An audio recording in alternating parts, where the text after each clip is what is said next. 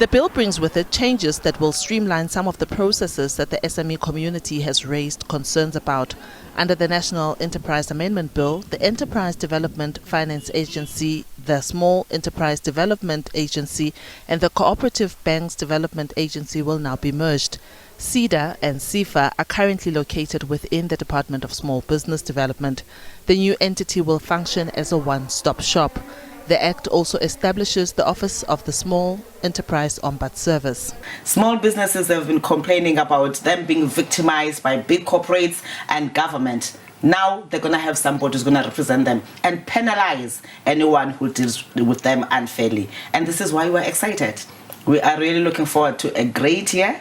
And certainly South Africans will really support the small businesses, including government that must learn to spend more on SMMEs. As things stand, government spends 1% of the procurement, which is what Minister of Finance has committed to improve, and the President has already given a directive to say spend more on local businesses. The CEO of 2020 Insights, Karabo Mashukhane, hopes the new bill will change the way South Africans see, relate and support small businesses.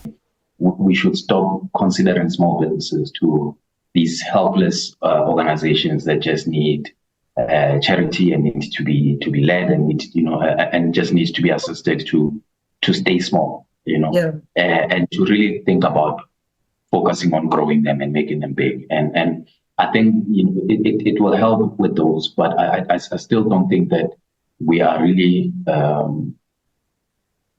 I think we need to have a stronger focus on that, to say if our objective is as small businesses are to drive job creation in the country, then the primary focus of the Department of Small Business Development should be how do you develop these huge industrial companies, where we have closer coordination between the Department of Small Business Development and the DTIC's priority sectors, for example. The Township Economic Commission of South Africa agrees that centralizing the structures will make it easy for township businesses to engage. The issue of businesses, not getting paid on time. At least we've got now an office where we can then report the activities, both the public sector and also for the private sector.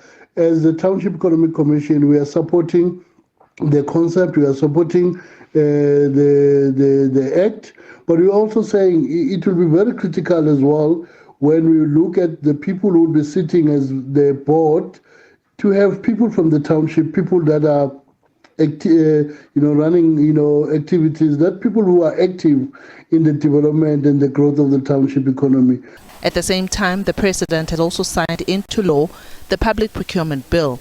The legislation aims to create a single framework that regulates public procurement, including preferential procurement by all organs of state.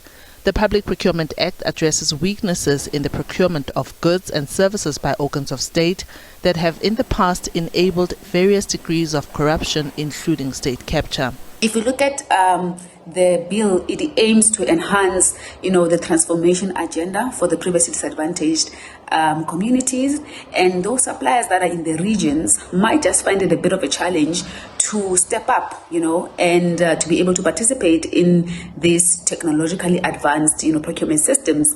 If you go to some of the provinces, there's still a less maturity related to how procurement process for one is run, or even understanding how tenders are supposed to be completed and the evaluation criteria. But what the bill then is doing is to exactly set aside some tenders and create criteria that actually will be able to help those very same service providers. But then, are they ready to work within the automation? The Act foresees that economic development will be stimulated through the procurement of goods that are produced and services that are provided in South Africa, as well as procurement that is developmental in nature. Diabo Seto, SABC News, Johannesburg.